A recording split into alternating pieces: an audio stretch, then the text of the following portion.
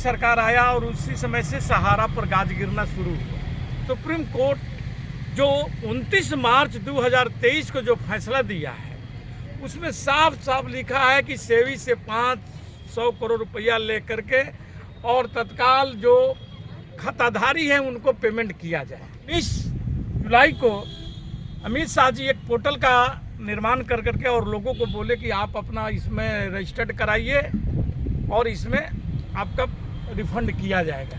कहीं पर भी सुप्रीम कोर्ट यह गाइडलाइन नहीं दिया है कि 10-10 हज़ार रुपया ही दीजिए लोगों को।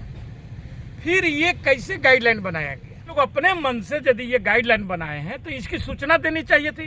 कौन सी अखबार में निकाला गया, किस वेबसाइट पर दिया गया इसकी सूचना कि हम 10 हज़ार रुपया ही देंगे सीधा? ये एक सोची समझी चाल के तहत देश की जनता के पैसे को बंटाधार करने की एक योजना ये सरकार चला रही है। ये लोग चाह रहे हैं कि 10-10 हज़ार रुपया दे करके करोड़ों लोग इस खाताधारी हैं इसमें और एक अपना ये मोमेंट बनावे, एक गेन करे जो चुनावी फायदा इन्हें मिल सके। इनकी जो वेबसाइट जो बनाया गया है, जो नीचे में जहां आपको साइन करने का दिया गया है कॉलम, उसके ठीक ऊपर वाले पूरे लाइन को आप पढ़िए जो कि बहुत ही खतरनाक लाइन दिया गया है कि इसमें जो एक जज नियुक्त किए गए हैं उनको 15 लाख रुपया महीना और एक उनको सहयोग करने के लिए एक वकील को नियुक्त किया गया है जिनका तनख्वाह 5 लाख रुपया है। ये पूछना चाहते हैं कि ये पैसा क्या भारत सरकार देगा या जो लोग जो खाताधारी हैं उनके हिस्से से काटा जाएगा? कोर्ट के आदेश को गलत ढंगों से मिसयूज करने का एक सरकार का सोची समझी चाल है।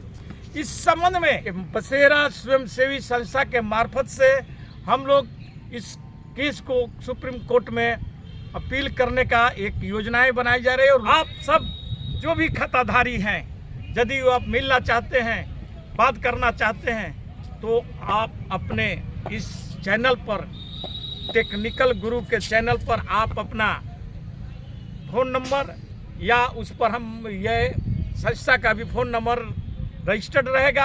आप जब चाहेंगे बात करेंगे, व्हाट्सएप के माध्यम से जानना चाहेंगे या जिस भी मैटर पर जानना चाहेंगे आपको टेक्निकल गुरु समझाने का प्रयास करेगा। सर, सहारा इंडिया को लेकर कुछ लोग विश्वास कर रहे हैं, कुछ लोग अविश्वास कर रहे हैं। सिर्फ 10 हज़ार रुपये देने की बात ही हो रही है, जबकि लाखों लाख रुपया लोगों का जो है ना सहारा इंडिया का खातों में पड़े हैं। तो 10 हज़ार से 1 लाख रखने वाले को या 10 लाख रखने वाले को कैसी पूर्ति होगी? देखिए आजाद जी, ये सहारा इंडिया का बहुत पुराना मामला ये चल रहा है और जब से ये मोदी सरकार आया और उसी समय से सहारा पर गाज गिरना शुरू हुआ। इसके लेकर के लोगों ने सुप्रीम कोर्ट में गया और सुप्रीम कोर्ट जो 29 मार्च 2023 को जो फैसला दिया है उसमें साफ साफ लिखा है कि सेवी से 500 करोड़ रुपया लेकर के और तत्काल जो खाताधारी हैं उनको पेमेंट किया जाए। और यह काम भारत सरकार को सौंपा गया, मोदी सरकार को सौंपा गया। मोदी सरकार अपने सहकारिता विभाग के मंत्री और गृह मंत्री अमित शाह जी को जिम्मेदारी दिया गया, जो कि आप देखे होंगे कि अभी 19 जुलाई को अमित शाह जी एक पोर्टल का निर्माण कर करके और लोगों को बोले कि आप अपना इसमें रजिस्टर्ड कराइए और इसमें आपका रिफंड किया जाएगा। लेकिन सवाल ये उठ रहा है कि कहीं पर भी सुप्रीम कोर्ट यह गाइडलाइन नहीं दिया है कि 10-10 हज़ार रुपया ही दीजिए लोगों को।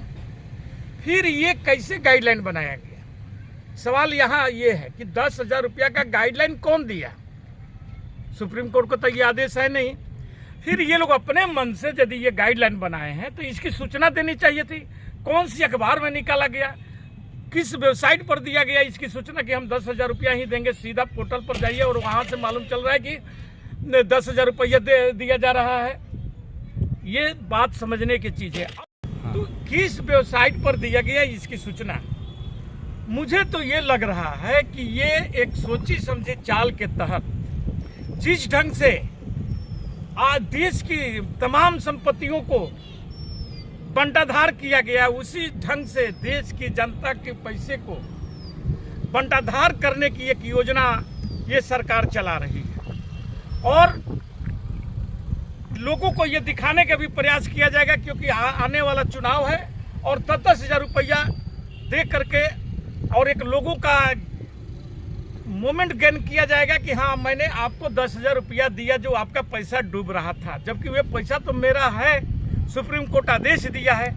ये एक यहाँ भी चाल है और ये लोग चाह रहे हैं कि 10,000 रुपया दे करके करोड़ों लोग इस खताधारी हैं इसमें और एक अपना ये मोमेंट बनावे, एक गेन करे, जो चुनावी फायदा इन्हें मिल सके। इस सारे चीज़ों को हम लोग देखने के बाद सबसे ज़्यादा चीज़ जो आप देखेंगे, इनकी जो वेबसाइट जो बनाया गया है, जो पोर्टल पर ये सारे चीज़ें दिया गया, जिस पर नीचे सब जगह आप भरते आएंगे और ये दर्शकों को भी ध्यान से सुनना होगा ये बातों को कि जो नीचे में जहां आपको साइन करने का दिया गया है कॉलम, उसके ठीक ऊपर वाले पूरे लाइन को आप पढ़िए, जो कि बहुत ही खतरनाक लाइन दिया गया है।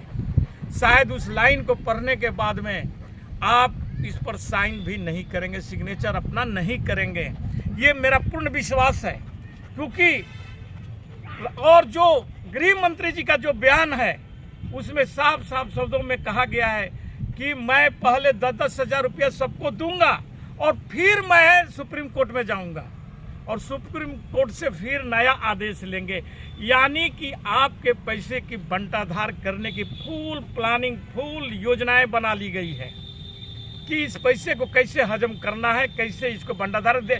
एक छोटा सा आपको बतला देता हूं कि इसमें जो एक जज नियुक्त किए गए हैं उनको 15 लाख रुपया महीना और एक उनको सहयोग करने के लिए एक वकील को नियुक्त किया गया है जिनका तनख्वाह 5 लाख रुपया है। ये पूछना चाहते हैं कि ये पैसा क्या भारत सरकार देगा या जो लोग जो खताधारी है उनके हिस्से से काटा जाएगा? ये भी एक प्रश्न है और इसको लोगों को समझना होगा।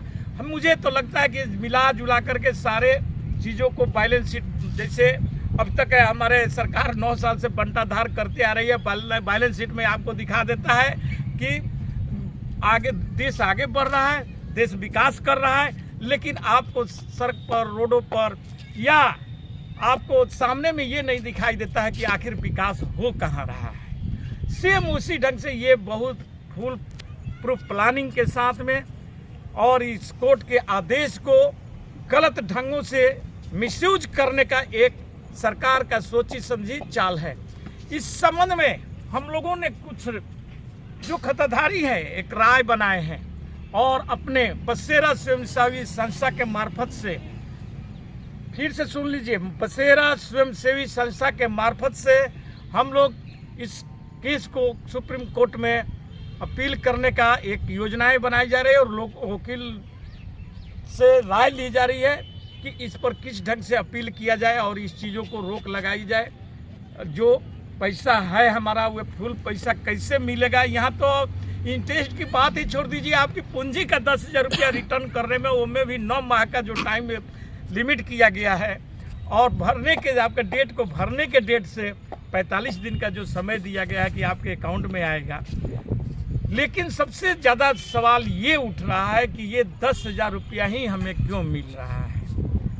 ऐसा कोई गाइडलाइन सुप्रीम कोर्ट का नहीं है। फिर ये गाइडलाइन कैसे बनाई गई है, इसके सरकार से हम लोग मांग करते हैं, केंद्र सरकार से मांग करते हैं कि यह गाइडलाइन किस आधार पर बनाया गया है और ये गाइडलाइन बनाया गया तो इसकी सूचनाएं क्यों नहीं दी गई है।